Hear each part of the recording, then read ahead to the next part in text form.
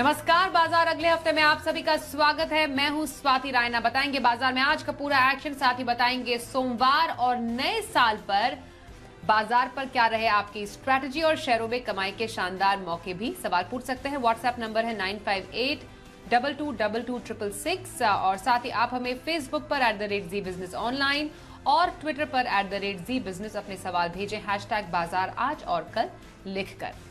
और आपकी आगे आने वाले दिनों की तैयारी कराने के लिए जी बिजनेस के मैनेजिंग एडिटर अनिल सिंघवी से जानेंगे बाजार पर स्ट्रैटेजी और साथ ही एक और खास मेहमान परिचय करा दे ट्रेड स्विफ्ट ब्रोकिंग के डायरेक्टर संदीप जैन। संदीप जी का स्वागत करते हैं शो में। और सबसे पहले बाजार के आज के कारोबार पर एक नजर डाल लेते हैं। हफ्ते और साल के आखिरी कारोबारी दिन बाजार गिरावट के साथ बंद हुए। सेंसेक्स 293 अंकों की गिरावट के साथ 61,000 से नीचे बंद हुआ। वहीं निफ्टी 86 अंक फिसलकर 18,105 के लेवल पर हुआ बंद। बैंक निफ्टी में 250 अंकों से ज्यादा की गिरावट आज देखी गई।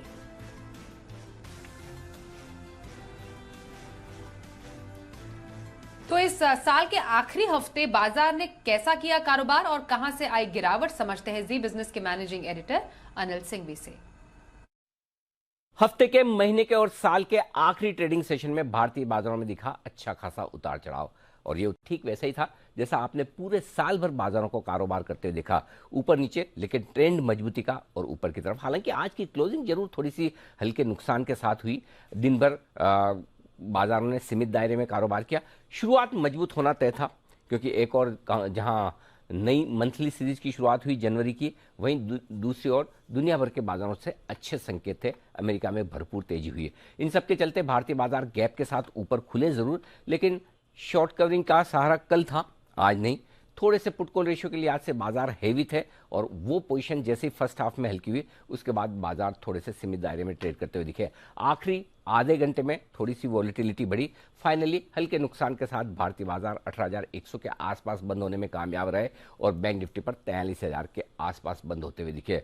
नुकसान जरूर रहा, लेकिन ओवरऑल ब्रॉडर मार्केट का सेंटीमेंट ठीक था। बढ़ने वाले शेयरों की संख्या ठीक थी। कैश मार्केट के स्टॉक्स में एक्शन बरकरार है, और शायद ज्यादातर लोग ये मान रहे हैं कि लंबा वीकेंड होगा, सोमवार को ज्यादातर बड़े बाजार बंद होंगे। हालांकि आज तो खुले, तो इस लिहाज से पोजीशंस थोड़ी सी कम करना लोगों ने ठीक समझा। लेकिन ओवरऑल कह सकते हैं कि पिछले हफ्ते के जबरदस्त कमजोरी वाले रुझान के बाद ये हफ्ता भारतीय बाजारों के लिए काफी बेहतर रहा, और 18,100 के ऊपर वीकली क्लोजिंग किसी भी लिहाज से बुरी नहीं। और बैंक निफ्टी अगर 43,000 के आसपास बंद हो पाता है तो ये वाकई में राहत वाली बात है। और ऐसे में अगले हफ्ते जब बाजार फुल फ्लेज वॉल्यूम और एक्शन के साथ सारे पार्टिसिपेंट्स लौटेंगे, तो ये एक्शन और बढ़ने की आप उम्मीद कर सकते हैं। आइए अब आज के खास मेहमान संदीप जैन का रुख कर लेते हैं। संदीप जी, कैसा रहा, कैसा लगा आपको इनफैक्ट आज का बाजार, पूरा हफ्ता, और इसके बेसिस पर नए साल के लिए क्या स्ट्रैटेजी आपको लग रही है बाजार में?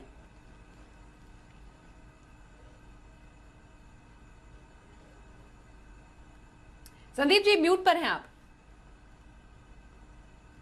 ओके, वेरी सॉरी या देखिए, good evening to all. And इस साल का, इस महीने का, इस हफ्ते का लास्ट शो है, और आज सबसे बढ़िया बात थी कि मार्केट खुले अच्छे और प्रॉफिट बुकिंग आई है ऊपर के लेवल्स पे। थोड़ी वॉलेटिलिटी भी बढ़ी, थोड़े बैंक्स में इनफैक्ट थोड़ी मंदी ज्यादा आई, और बैंक निफ्टी में गिरावट आने की वजह से थोड़ा सा निफ्टी में भी प्रेशर पड़ा। बट ओवरऑल देखिए, मिड कैप स्मॉल कैप अच्छा कर रहे थे, और जैसा अनिल जी ने कहा कि ब्रॉड बेस्ड मार्केट आज अच्छा था। अगर एडवांस डिक्लाइन रेशियो देखें तो बेहतर था, और इनफैक्ट एक लाजमी भी था कि देखिए मंडे से मार्केट ठीक चल रहे हैं। लास्ट फ्राइडे को एक अजीब सा तूफान आया और खूब करेक्शन आया और खूब स्टॉक्स में पिटाई भी हुई। उसके बाद मंडे से लेकर फ्राइडे तक मार्केट वैसे कंफर्टेबली पैसा बना है, बट फिर भी आज प्रॉफिट बुकिंग थोड़ा सा इसलिए भी आ सकती है क्योंकि ईयर एंड है, वीकेंड पे जा रहे हैं, फिर फर्स्ट एंड सेकेंड को भी कई मार्केट्स बंद है, तो लैकलस्टर भी रहता है। बट स्टिल मुझे ऐसा लगता है मिड कैप स्मॉल कैप में अपॉर्चुनिटीज ढूंढनी चाहिए, और नए साल में मेरी स्ट्रैटेजी यही रहेगी कि बार बार मैं यही कहूंगा कि मिड कैप स्मॉल कैप अभी भी अंडर परफॉर्म कर रहे हैं, पर्टिकुलरली स्मॉल कैप्स, और निफ्टी तो बढ़िया परफॉर्म कर ही रहा है, हाई से कोई बहुत ज्यादा करेक्ट नहीं हुआ है। तो मेरे हिसाब से स्मॉल कैप्स और मिड कैप्स में आने वाले साल में अच्छी अपॉर्चुनिटीज बननी चाहिए। ओके, तो अब कुछ स्टॉक स्पेसिफिक अपॉर्चुनिटी पर भी आपसे चर्चा करते हैं संदीप जी। हफ्ते भर का नजरिया, अब तो हफ्ते भर के नजरिए में नए साल की हम बात करेंगे, तो कौन से स्टॉक पर पोजिशनल व्यू रखने की आपकी सलाह रहेगी? मैं इनफैक्ट मैंने आज न्यू ईयर के 3 पिक्स दिए थे और सुबह जैन साहब के जेम्स दिया था, उसमें 3 में से 2 ऑटो एंसिलरी स्टॉक्स थे और मैं ऑटो एंसिलरी में काफी बुलिश हूँ। मुझे लगता है कि आने वाले साल भी इनफैक्ट ऑटो एंसिलरी में तेजी दिखेगी आने वाले सालों में भी। और पर्टिकुलरली एक स्टॉक है ऑटोमोटिव एक्सेल्स लिमिटेड, एक बेहतरीन क्वालिटी कंपनी जो कि मैंने जेम्स में भी कवर किया था और अभी एक बार करेक्ट हुआ। और ये अनिल जी के बर्थडे के दिन मैंने ये स्टॉक रेकमेंड किया था जेम्स में, दूसरी बार दिसंबर में किया और आज वापस से जाते जाते कर रहा हूं क्योंकि लास्ट वीक के बाद काफी चीजें चेंज हुई है, काफी करेक्शंस देखने को मिले स्टॉक्स में। तो ये स्टॉक भी करेक्ट हुआ और 1991 में बंद हुआ है, टारगेट 2130 और stop loss 1940। Okay, auto axle positional view रखने की सलाह आ रही है संदीप जैन की तरफ से। और लॉन्ग टर्म व्यू के लिए कौन सा स्टॉक रहेगी आपकी पसंद? बिल्कुल एक बेहतरीन क्वालिटी स्टॉक विनाइल केमिकल्स, जो कि मेरा one of the best gem stock रहा है। मल्टी बैगर रिटर्न्स दिया, कहां से कहां तक पहुंचा और ऊपर के लेवल से अभी ये स्टॉक करेक्ट किया हुआ। दैट्स द बेस्ट पार्ट, क्योंकि 952 का लेवल्स दिखाने के बाद अब 500 रुपए के लेवल्स पे है और नीचे मैंने ये इनफैक्ट 125, 150, 200 के लेवल्स पे भी रेकमेंड किया हुआ याद आता है। बट अब फंडामेंटल्स तो गजब के हो ही गए हैं और देखिए पीडीलाइट ग्रुप की कंपनी और इनफैक्ट ये लोग अच्छा खासा सप्लाईज करते हैं मोनोमर्स, जो कि वैम बोलते हैं, विनाइल एसिटेट मोनोमर, जो कि एडेसिव्स में काम आते हैं। तो उसके ये सप्लायर्स और डिस्ट्रीब्यूटर्स हैं। तो 19 के पी मल्टीपल पे एक बेहतरीन ब्रांड की ग्रुप की कंपनी, पीडीलाइट ग्रुप की कंपनी मिल रही है। 55% का रिटर्न ऑन कैपिटल एम्प्लॉयड, 41% का return on equity, debts zero debt company, पिछले 3 साल में प्रॉफिट की कैगर 56%। इस तरीके के फंडामेंटल्स वाली कंपनी। और अगेन सितंबर 2021 में 3 करोड़ के पैट के सामने सितंबर 2022 में 10 करोड़ का पैट। पिछले 4 क्वार्टर में कंपनी डबल डिजिट्स में कमाते हुए आई है और टीटीएम बेसिस पे 46 करोड़ पे बैठी है। तो आप देखिए कि 900 करोड़ की कंपनी 46 करोड़ के पैट पे बैठी है। और अगेन जैसा मैंने कहा कि पीडीलाइट ग्रुप है, उसका मेजॉरिटी शेयर होल्डिंग है और एफआईआई डीआईआई भी बहुत ज्यादा होल्ड नहीं करते, बट फिर भी 1.5% के लगभग है। तो मेरे हिसाब से स्टॉक को इन लेवल्स पे लेना चाहिए। एक अच्छा करेक्शन के बाद एक बढ़िया अपॉर्चुनिटी दे रहा है। तो 570, 590 के टारगेट के लिए आने वाले 6 से 9 महीने के लिए। और जो भी स्टॉक्स मैं रेकमेंड कर रहा हूँ, एक डिस्क्लेमर है कि ये पहले हमने या हमारे क्लाइंट्स कोई भी होल्ड कर सकते हैं, हमारे क्लाइंट्स को हमने रेकमेंड किया हुआ। Okay, vinyl chemicals long term की खरीदारी का स्टॉक संदीप जैन की तरफ से। आइए अब हमारे पहले कॉलर से जरा बात कर लेते हैं और जानते हैं क्या है उनका सवाल। स्वागत करते हैं आपका, बताइए आपका नाम क्या है और किस स्टॉक पर सवाल पूछेंगे? हेलो, नमस्कार सर। जी पूछिए अपना सवाल। मैडम मेरे पास ना पिरामल एंटरप्राइज के 390 शेयर है। ठीक है, तो उसको मैं सेल करूं या रख लूं? लॉन्ग टर्म के मेरा विचार है जी। आपकी खरीद कितने की है? 1034 की? हाँ जी, हाँ जी, 1034। ओके, पिरामल एंटरप्राइजेज 1034 की खरीद, ऊंची भाव पर खरीद महेंद्र साहब की और 80,000 का नुकसान भी। संदीप जी क्या करें? देखिए कॉर्पोरेट एक्शन भी हुआ है इसमें और मैं यही कहूंगा कि एक बार होल्ड करें, काफी करेक्ट कर चुका स्टॉक। तो आने वाले सालों में हो सकता है कि परफॉर्म करे, क्योंकि मैनेजमेंट के ऊपर कॉन्फिडेंस है और स्टॉक जरूर करेक्ट किया है। तो होल्ड करें, मार्केट्स में भी करेक्शन था, इसकी वजह से भी करेक्ट हुआ है। तो बिल्कुल बने रहें और थोड़ा समय दें। बाकी यही कहूंगा कि अगर आपको और भी दूसरे आइडियाज अब बहुत सस्ते मिल रहे हैं, जो भी हम स्टॉक्स रेकमेंड करते हैं चैनल पे या दूसरे पैनलिस्ट करते हैं, तो वहां पे भी आप एंट्री ले सकते हैं। अगर यहाँ पे नो प्रॉफिट नो लॉस में एग्जिट कर जाए, क्योंकि मुझे वैसे बहुत ज्यादा कन्विक्शन नहीं आ रहा है, just because it is corrected और अच्छे लेवल पे है, तो इसलिए मैं एग्जिट की राय नहीं दे रहा। बट एग्जिट ऑन बाउंस अगर इनके कॉस्ट के आसपास आ जाए तो कहीं ना कहीं एग्जिट भी कर सकते हैं। ओके, तो फिलहाल पिरामल एंटरप्राइजेज में बने रहने की सलाह आ रही है आपके लिए हमारे आज के एक्सपर्ट संदीप जैन की तरफ से। आगरा से अशोक सिंघल हमारे साथ है, करते हैं बात। अशोक जी स्वागत करते हैं, बताइए कौन से स्टॉक पर पूछेंगे सवाल? Sir Devyani International. लेवल्स बताइए। शेयर्स है 194 पे। 5000 शेयर 194 पर खरीद। और आपने क्या व्यू रखा है देवयानी इंटरनेशनल पर अशोक जी? मैम शॉर्ट टर्म के हिसाब से लिया था, बट अभी तो नीचे काफी करेक्ट हो गया, तो अब इतना लॉस बुक करना है कि कोई डर नहीं। लॉस बुक करें या फिर इंतजार सही रहेगा देवयानी इंटरनेशनल में संदीप जी के लिए? देखिए, होल्ड कर सकते हैं। वेरी फ्रैंकली मैं बहुत ज्यादा कीनली स्टॉक को वैसे ट्रैक नहीं करता, बट जो फंडामेंटल्स और जो ब्रांड है, देखिए यम ब्रांड्स और बहुत फेमस है, केएफसी के आउटलेट्स के ओनर्स हैं, तो वैसे कहीं कोई दिक्कत नहीं है। और रवि जयपुरिया ग्रुप की एक पार्ट है ये, तो ऑलरेडी उनकी वरुण बेवरेजेस भी है, बहुत जबरदस्त मार्केट कैप वाली कंपनी है। सो आई थिंक इस स्टॉक को होल्ड करें एक बार, और ऊपर के लेवल से अच्छा खासा करेक्ट हो चुका है। आई थिंक 215-20 के लेवल्स ऊपर पहले दिखाया हुआ है, वहां से जिन लेवल्स पे है और अच्छे सपोर्ट पे खड़ा है एक्चुअली, और जब ये करेक्शन आया लास्ट वीक तो ये स्टॉक भी करेक्ट हुआ, बट वापस से एक बाउंस लिया है। मेरे हिसाब से इनको बने रहना चाहिए। देवयानी इंटरनेशनल बने रहने की सलाह रही है आपके लिए संदीप जैन की तरफ से। दुर्गापुर से मनीष झा से बात करते हैं। मनीष, स्वागत करते हैं आपका शो में, बताइए क्या सवाल है आपका। हाँ मैम नमस्ते। मेरे पास थायरो केयर का 25 शेयर है, 1273 पे मैं फंसा हुआ हूँ काफी दिन से।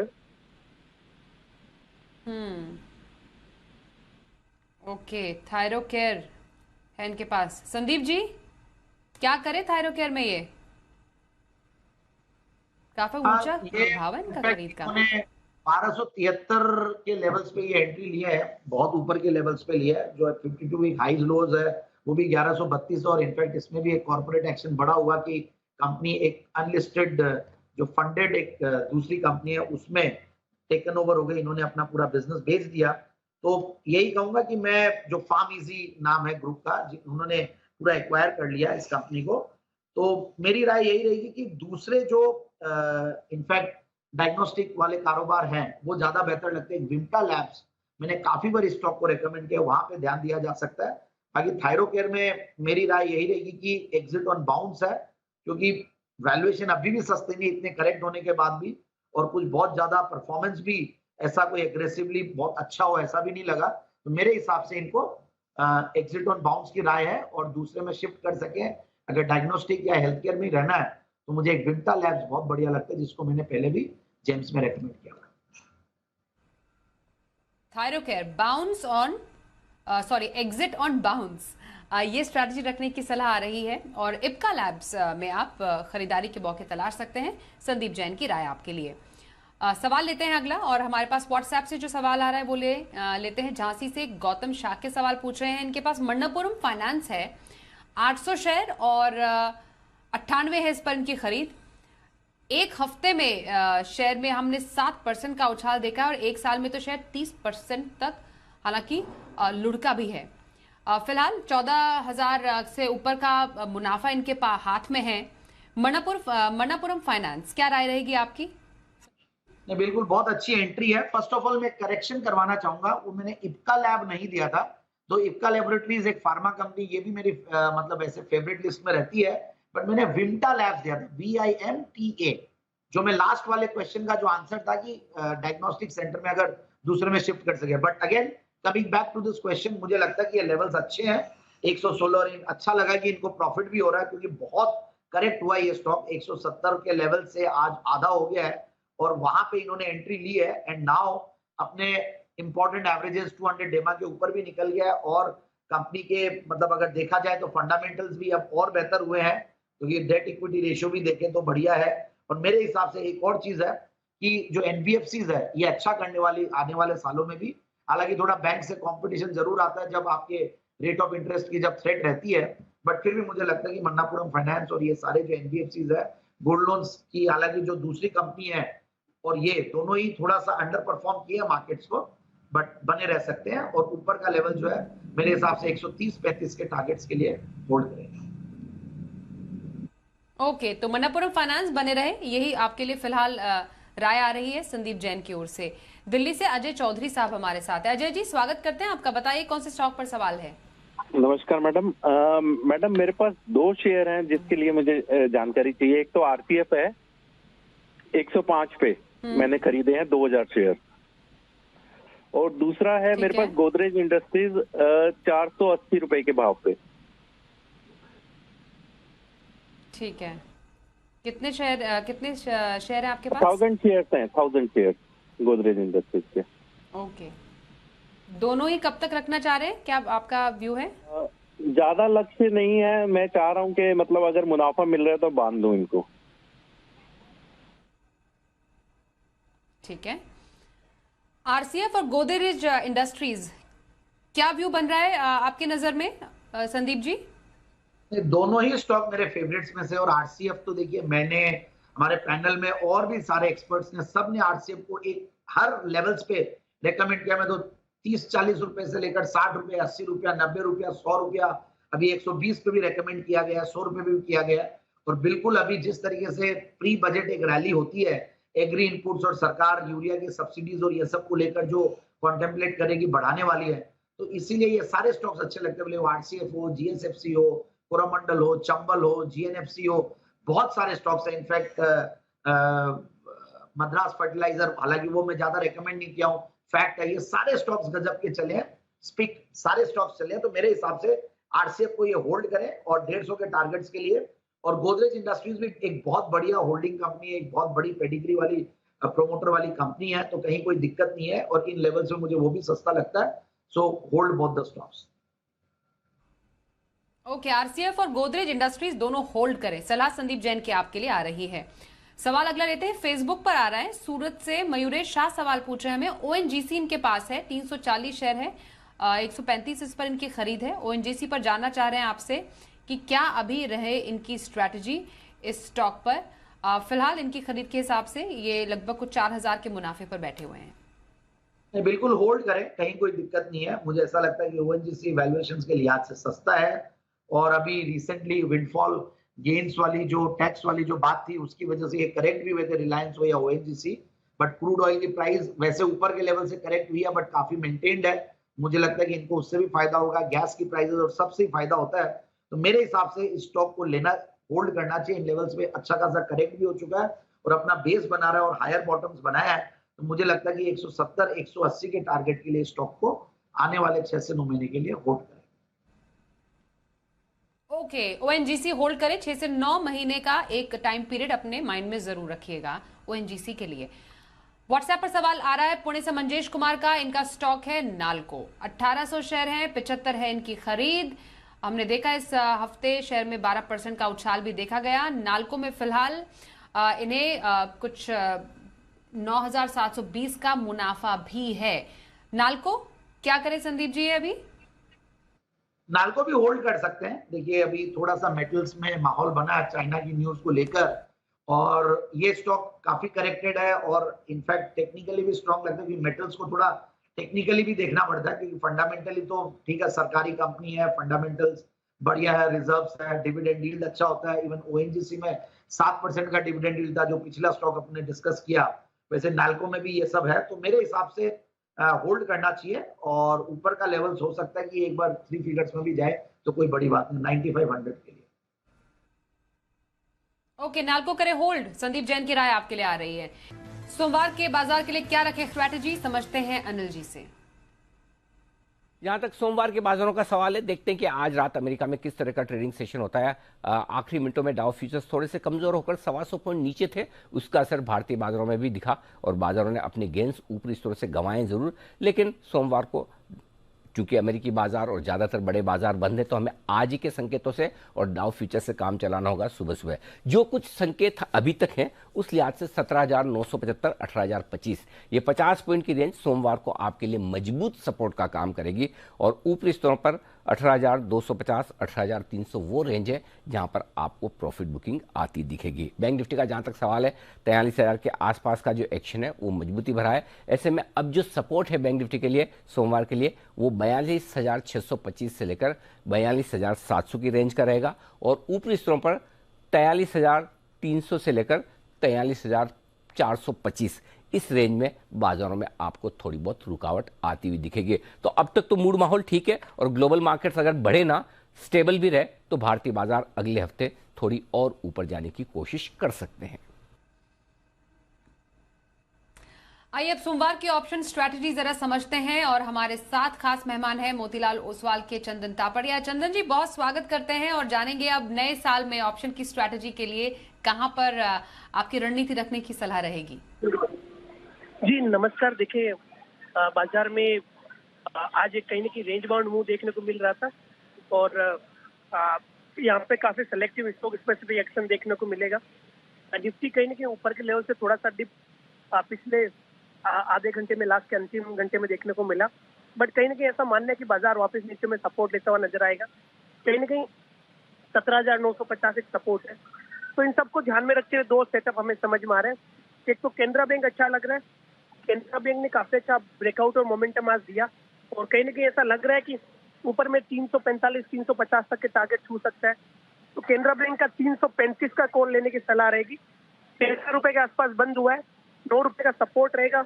ऊपर में लगभग 20 से 21 रुपए के टारगेट केनरा बैंक का ये कॉल छू सकता है। वहीं दूसरा ट्रेड रहेगा टाइटन में। काफी अच्छा मूवमेंट टाइटन में है, बॉटम बना है, लोन के बिल्टअप भी यहाँ पे देखने को मिल रहे हैं।